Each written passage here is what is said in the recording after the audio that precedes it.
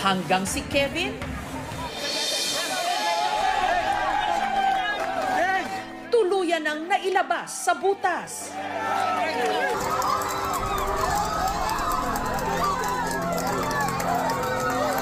Nung inangat na siya, alam namin si Kevin na yun eh. Puro yakapan na kami. Sisigaw na talaga kami na thank you Lord.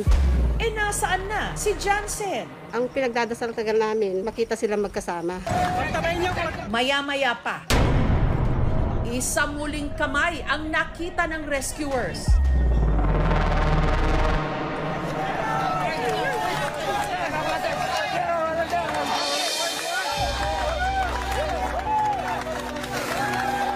Tabayin niyo muna sila. Tabayin. Talon po kami ng talon ng mag-asawa, nagyakapan. Gusto namin agad siyang makita. Isinugod sina Jansen at Kevin sa ospital.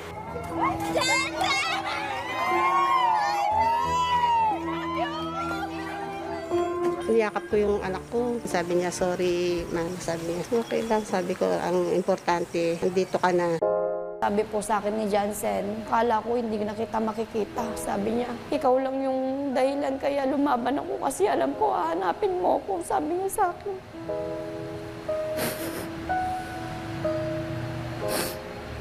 Sina Jansen at Kevin, pareho ngayong nagpapalakas pa sa ospital. Wala pa pong findings yung doktor, pero okay naman po sila, nakakakain na po. Meron lang po konting trauma kasi po kapag tulog siya, gigising po siya na parang naghahanap po siya ng pwede niyang hawakan. Sabi naman ng doktor, nakita naman daw yung MRI tsaka yung mga x-ray nila, okay naman.